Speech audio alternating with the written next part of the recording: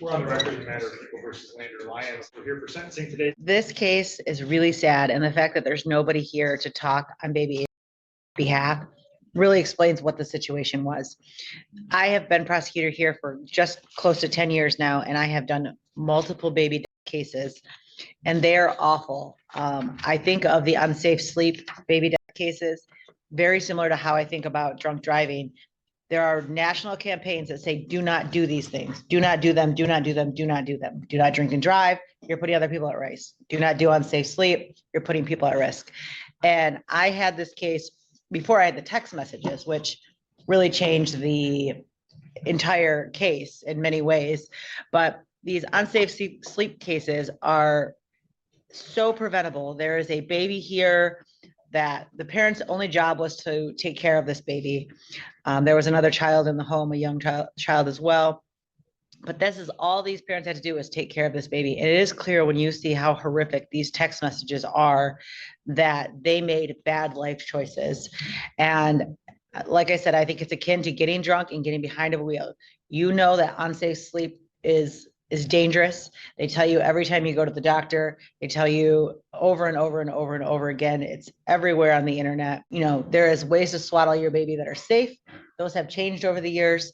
The way that this baby was swaddled, and this court has a lot more information than they normally have, because normally we just have a PSI, which is, 4 paragraphs long. In this case, the court has seen all of the medical documentation that I saw, some of it at the beginning of the case, some as the case progressed into it, and then of course these awful text messages. And when you look at these text messages, you can see most of our cases in the criminal justice system deal with some type of mental health or some type of substance abuse. And there's no substance abuse allegations here other than the marijuana use, which I do think is a substance abuse issue, but there's clearly mental health issues that if anybody had cared enough about this baby, that somebody could have stepped in and gotten these parents some help, especially the mom, although the dad was the one that put the baby down. When you look at these things, I mean, when you look at the text messages from the mom and the dad, they're saying they're just supposed to sleep, piss, and shit, and he won't sleep. I can't fucking do it. I can't. Calling the baby a cunt. I hate this baby. I hate him. Again, I hate this baby. I mean, calling them racial slurs, calling the baby a bitch ass, calling the baby a hoe. I want to throw him down some stairs. This is awful. These text messages are absolutely awful. And if I hadn't had these text messages and the photograph of the baby in the unsafe sleep, I would have had a lot less information to charge these on. This is not the first unsafe sleep that we've had here.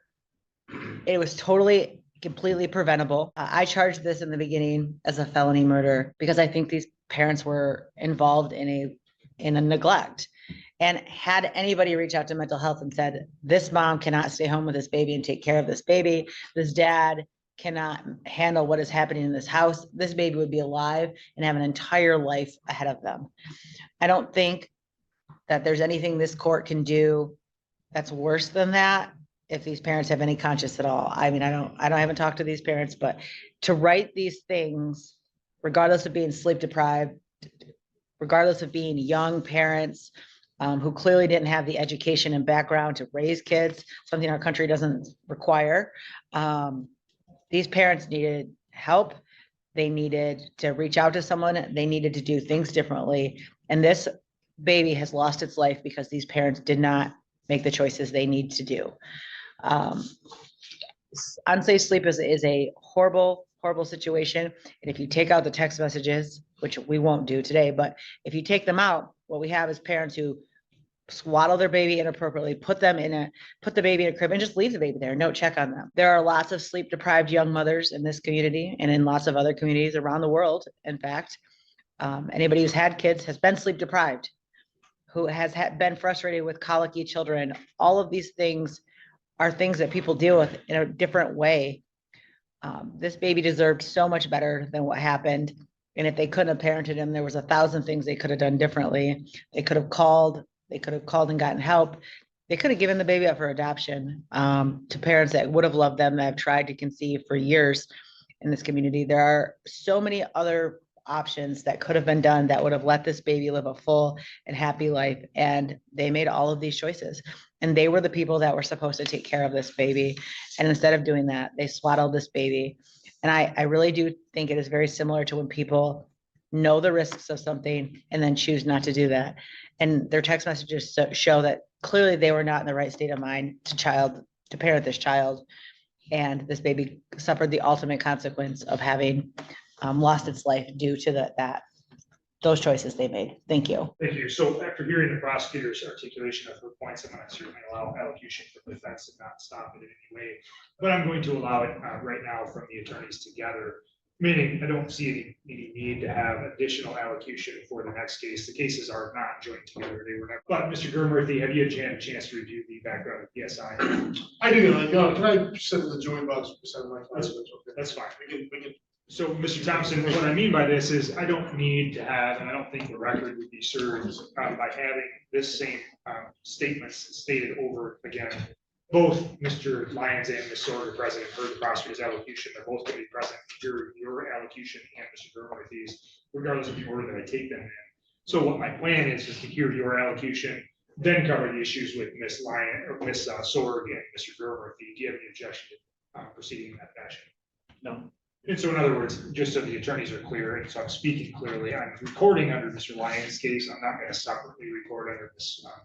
Sword's case. And just so that the record is clear, the changes on my PSI will be CMJ 284, page 6, under the marriage narrative, where the last sentence indicates that the ceremony performed by his mother and no marriage license was obtained. I think the court made that clear. On the other PSI. On the other PSI to modify the language. I just asked that same language should be added to Ms. Sorg's PSI. And I think it might be beneficial to attach a copy of the marriage license to at least my client's PSI. I think there might be some issues in communication during incarceration if that marriage license is not attached. That's fine. Any objection to that, Ms. Gill? No. Marriage license attached. So the PSI already is updated in both cases. If you want to provide that to probation staff, or that it's attached to each PSI, Mr. Thompson, you want to attach to your client's PSI as well? Yes. All right. So we'll order that in this case. Mr. Thompson, allocution on behalf of Mr. Lyons. Thank you. This is a tragic case. Nobody knows that better than my client. Nobody's suffered more than my client who's lost a child. That's a horrible thing.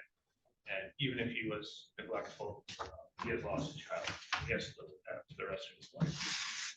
And with all due respect to the court's authority, the court's sentence that is going to impose, that it's the worst sentence he could ever get, anyone could ever get. You know, kind of what we do today kind of pales in comparison to what already happened to us. And I acknowledge that, and it's tragic, and it colors this entire case and everything that we're talking about. Mr. Lyons feels terrible that his son passed away. He feels terrible that this all happened. When I look at the evidence, Your Honor, you know, I see that Ms. Sorg was struggling, was physically struggling, was struggling with postpartum. I see that Mr. Lyons was trying. You know, in a law practice, you deal with individuals every day who are not ready to be a parent and quite frankly not willing to be a parent. We have lots of absentee fathers and fathers who emerge later in life.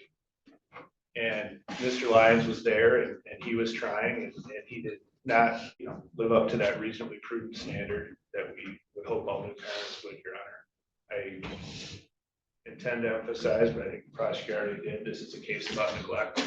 It's a case where the mens rea is neglect and recklessness, but there is not intent to harm, intent to injure. The court deals every day with people who commit assaults, people who try to hurt people. These folks feel terrible. Mr. Lyons feels terrible this happened. People engage in unsafe sleep practices, that children are left unattended or you know, not fed as often as they should be. And you know, it is in large part because of horrible fortune that we're here today in the context we're here today. And so I'd ask the court to keep all that in mind. The court's aware from practicing law, some cases, you know, the trial posture is different. The likelihood of success of trial is different than culpability. They're not the exact same thing. This was always going to be a tough case to try, not because of the medical evidence, it does kind of go both ways, but because of these text messages, most of which came from Ms. Sorg, I think these folks did the responsible thing taking this plea. I think the recommendation is an appropriate recommendation that again balances the fact that they've already been punished far worse than a legal system could punish anybody, and at the same time does send a message to the community that this wasn't acceptable, that this is discouraged. But Your Honor, with all due respect, I know there's a huge range of discretion here with the court.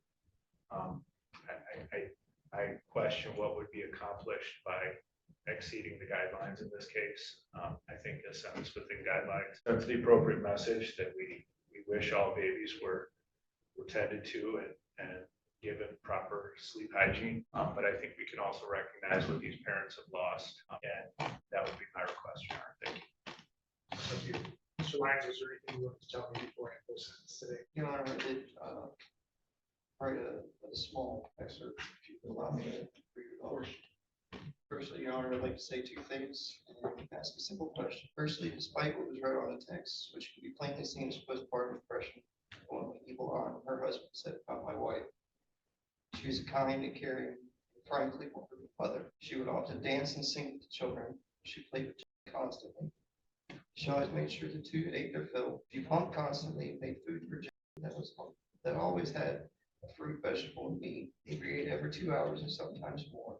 When he wasn't eating, she was pumping. I even helped her pump in the evenings. He had a dozen bottles of milk for him at all times, or close to it. He ate a mixture of formula and breast milk.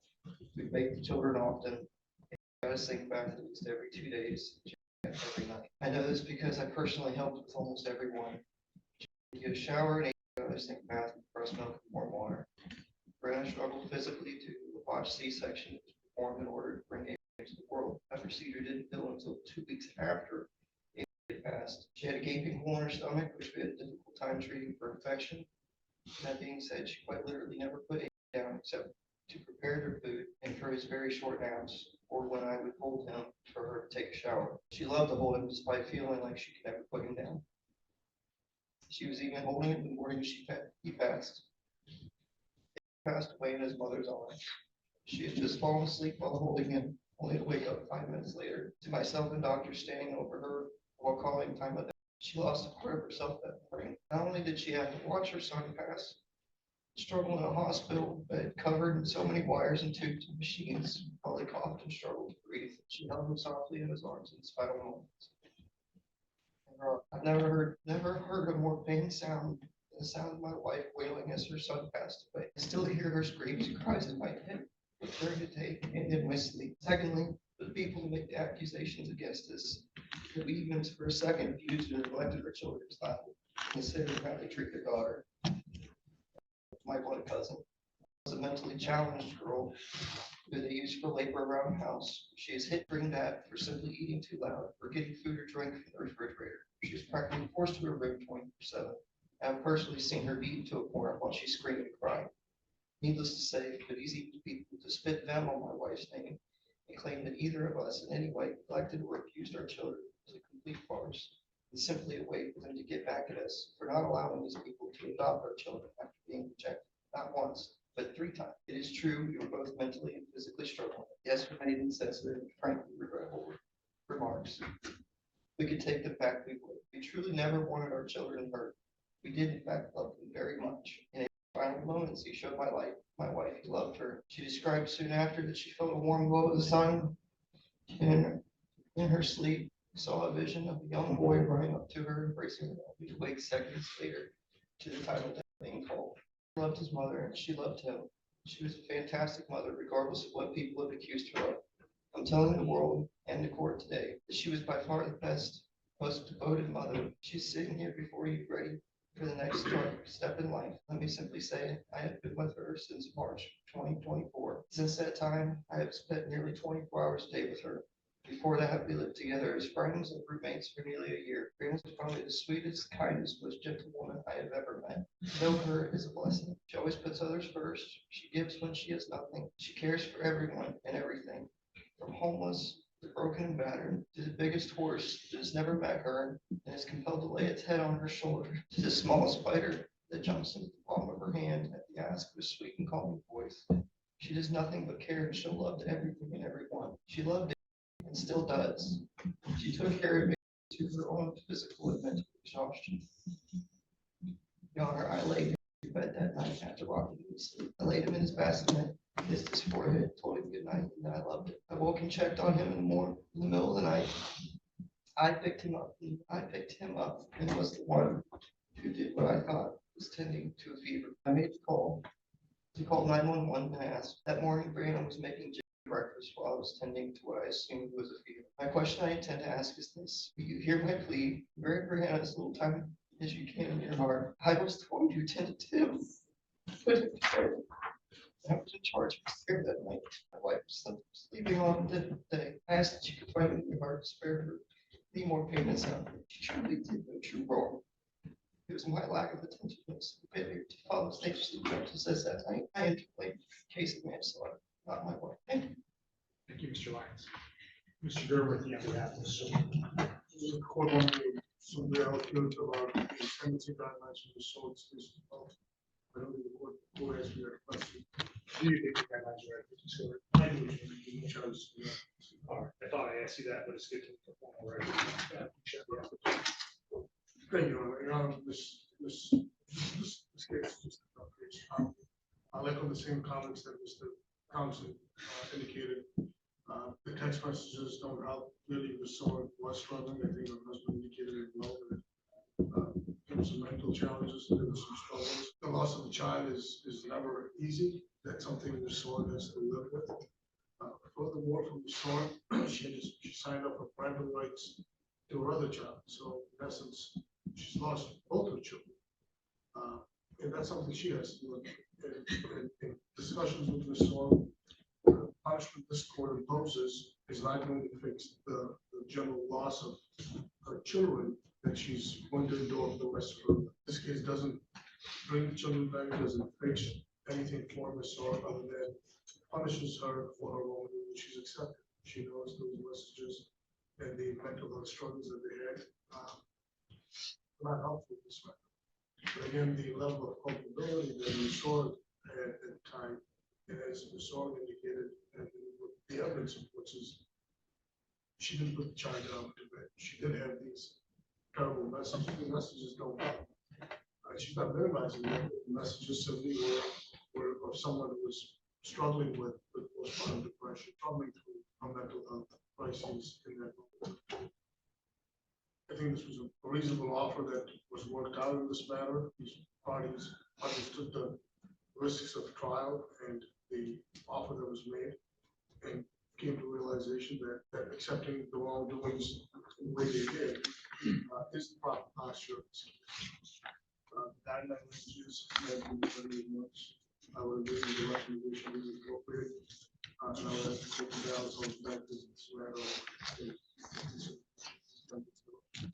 Thank you. Ms. Sword, was there anything you wanted to tell me before I move sentence? I also wrote just a paragraph and I'll try to make my statement as fast and complete as I can. And if you will allow me to maybe make a comment to you about my understatement, I would like to take my portion of accountability for not being more steadfast in seeking mental health when I did need it. And regardless of my mental health and physical health, I should have still been put that aside as a mother to be more helpful towards your helpful Midlander at night. My husband and I stand before you today under circumstances that no parent ever would want to go through. If there were any way I could rewind the clock and change this, I would in a heartbeat. It took a huge part of me when he left this earth. His father and I pray that he is now content and knows that he is loved and cherished every single day. His passing has sent a shockwave of sadness throughout our family that will never lessen his strength. He is missed by people that didn't even get to meet him in person due to distance. I am beyond sorry that my son never got to say his first words. He never took his first steps. He never learned how to ride a bike, never learned how to drive, never had his first girlfriend, never had a wife, never got to experience the pride and joy of creating a family of his own. He never got to feel the amazing peaks or devastating lows that shape us as people. Parents are never supposed to outlive their children, so I hope that I am not overstepping accept me when I say this, but if you yourself or anyone else that can hear me right now has children of their own, no matter if they're babies, kids, teens, or adults, please hug them extra tightly next time, or make that one extra phone call. Don't take their presence in your life for granted, because a child is truly the greatest gift a person could ever obtain. Thank you for allowing me to speak, Your Honor. Thank you, Mr. Of course, taking a lot of time to go over the background of this case. I'm familiar, obviously, with the entirety of the PSIs and more. The attorneys in this case will recall, obviously, and know very well. But they approached me and provided me a significant amount of background discovery about this case because they wanted me to consider a sentence agreement. I rejected that. I explained why. And I stand by that determination because, as I said at the time, I rejected a sentencing agreement. The issue is one of discretion. It's one of whether or not, in certain cases, the court is willing to limit the discretion that it has. Because this case is an example of where discretion is necessary. It has to be a balancing of all of the things that are positive. That Mr. Lyons, you're 28, and Sword, you're 23, or excuse me, 25. Neither one of you has ever a criminal charge in history. You've never had an issue with the law. That's a significant rehabilitative factor. The specific circumstances involved here are, in my estimation, probably very unlikely to ever repeat again. I don't think that, given the circumstances and what I view as your remorseful descriptions, that you're likely to abandon, neglect, criminally to the causation of death of a young individual ever again, because you know better than anyone what that type of neglect can lead to. And so I think the chances of that happening again are relatively low. On the other hand, there is a need, and anytime there's a combined intent act, knowledge, and that results in having a severe penalty, because this is not a tragedy in the sense that somebody else, some outside force, inflicted itself upon. This is a sense that an outside force did, but the outside force was his parents. And while it may be the case, and all the attorneys have referenced this, and both of you have referenced this, it might be the case that absent your vile, disgusting text messages about your baby, there might have been harder determinations for a jury or a judge if it was a bench trial. It's a combination of all of the circumstances that the court looks at and the court has to focus on in the closing sentence. And if there was a trial in this case on the charges of felony murder and first-degree child abuse, and or whatever other child abuse degree it was, the jury would have heard all the things that I heard. And that's why I think the attorneys understood that it was important for me in formulating a sentence at a proposed cap to be aware of those things, because they're quite aware of the fact that I would have learned about them eventually by sentencing, and that may affect negatively or positively the exercise of my discretion. So the guidelines that the attorneys thought this case was going to resolve with would be 29 to 57. That wasn't accurate. The attorneys now informally agree that the guidelines are accurate at 19 to 38. So that's a lesser amount of discretion that the court has. But I'm sure both of you are aware that the court's not bound by that number. It's a number that has to be scored accurately. It was. It's a number that has to be considered by the court, but it's not binding upon me. I can sentence below that guidelines range or above the guidelines range. What I need to do is state the reasons why I impose a sentence and why I think it's the best sentence that's fairly tailored to the circumstances. But the guidelines range is always important, nonetheless, even though it's not binding upon me, because it is a good characterization. It does take into account many different factors. It can't take into account some factors, the relationship between you and the fact that you're his parents, his caregivers. That not only, again, we're aware, the text messages make abundantly clear, we're aware of the fact that multiple blankets, for example, in the crib are unsafe sleep practices. The text messages show a clear demonstration of awareness of that fact and clear disregard of the risks associated with it. Indications by mom, understandable that you want to be able to protect a head while he's in the crib and bouncing around or rolling around. But nonetheless, disregarding clear, unequivocal dangers with safe sleep practices. And you were aware of them and you ignored them. Having the blanket wrapped in a way that covered his face and nose and eyes. Understandable from the standpoint of, unless he was swaddled tightly, reports seemed to be from the parents that he wouldn't sleep. And it was difficult for a young mother and a young father. But excuse, it is not, because those actions, swaddling him tightly in multiple blankets and covering his mouth and eyes, led to his death. to a relatively firm degree of medical certainty, and I say that notwithstanding, I'm aware of the medical report, the chicken and the egg scenario that the doctors indicated. But when I take into account the intent, which is a necessary thing that a jury would have had to take into account, that's where the text messages make clear what the intent was. The intent was not to kill. I don't believe that, and I don't believe a jury would have believed that. The intent was not to harm or commit great bodily harm. I don't believe that, and I don't believe a jury would have been convinced of that. But what was clear was there was a reckless indifference. There was a lack of sincere care and a medical neglect. And so balanced against that, in the text messages, again, I'm not going to repeat, they're all made part of the court record from the time of the plea. The text messages draw and show eerie insight into the intent, which again, my words, not yours, was reckless criminal indifference. It was lack of basic care. And it led to at the young age of 7 weeks old. The contemporaneous nature of the text messages are even more aggravating. The text messages referring to him as Retiga, and whether or not he's going to be Retiga, at a time when it's clear that he had not yet died.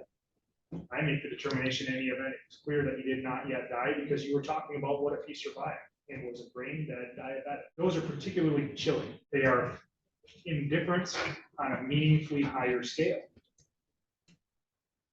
It's disgusting to read those types of letters, words coming from a father and a mother's mouth about their child who's in the process literally of dying from their actions. So while it might be, Mr. Lyons, and might be accurate that in all other walks of life, you and your wife are good parents, and while it might make some sense in that context for you to say that it's a farce or that it's laughable that somebody would call you neglectful, your 7-week-old was in the process of dying from neglect, and you were talking about whether or not he was going to be a baby in the future. That's the exact demonstration of neglect and criminal indifference. It's the embodiment of it in a way that I've never seen captured with words alone. So while otherwise you may have been good parents, this lapse was so severe that it led to the death of the 7. And while Mr. Thompson, I think, fairly argues what is the case, which is you too, I hope, will be affected by this much more than I am, or the attorneys are, or anyone else. Community. There is somebody who suffered more than the two of you, and that's he suffered as your child because of your willful indifference. Because you're 28 and 25 respectively, because you don't have any criminal history, because you struck a balance and the prosecutor did. I think the prosecutor recognized that even if she could have gotten what she sought, that is the charges that she filed, it may not have been ultimately justice considering everything else. I think the balance struck is ultimately fair. I think the jury would have had very little difficulty in convicting you of the higher offenses if you had had a trial, and I think you knew that, and that's why you went to the plea despite the sentence agreement. I think the facts are particularly egregious, and the jury would have agreed with that. But regardless, you've taken responsibility for manslaughter, and the guidelines are 19 to 38. I'm not of the view in this case that those guidelines need to be elevated. In other words, the presumption for a proportionate sentence within the guidelines in this case makes sense, despite my personal emotional outrage at the words that I saw. I think the attorney's arguments collectively that you're suffering because you do show remorse, and I do acknowledge that for the death of your son, combined with a stiff prison sentence is still enough, even though I have thought about this in different scenarios for weeks, about whether or not I thought this was ultimately going to be broken. I ultimately do find that the guidelines at the top is appropriate and more so than any enhancement would be, more so than any middle of the guidelines or lesser range would be. I think that both of you are equally culpable. I accept your representation, Mr. Lyons, if you feel at fault. I don't accept them in terms of the legal finding. You're both at fault.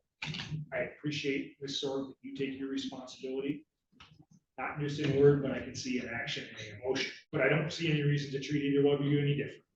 You were both involved in this offense. You both led to the death of the baby. You both were culpable and are culpable of manslaughter, and I'm going to sentence you in that way exactly the same. Mr. Lyons, your sentence is 38 months minimum, up to a maximum of 15 years with credit for 230 days that you've been serving already. With a crime victim assessment of $130, court costs of $325, attorney's fees of $350, a DNA of $60, DNA testing fee of $60, and $68 state costs. Fines, costs, and assessments are all due today. If you don't pay them within 56 days of today's date, a 20% late fee gets added on. You have the ability to ask for leave to appeal. You go through those rights with your attorney. Mr. Orr, your sentence is the same, 38 months minimum, 15 years maximum. Credit costs, court costs of $325, private assessment $130, attorney's fee of $330, DNA testing fee of $60, and a $68 state cost, and those fines still cost assessments we need today. You don't pay it within 56 days of today's date. You also have the ability to ask for leave to appeal. If you wish to do that, go through those rights.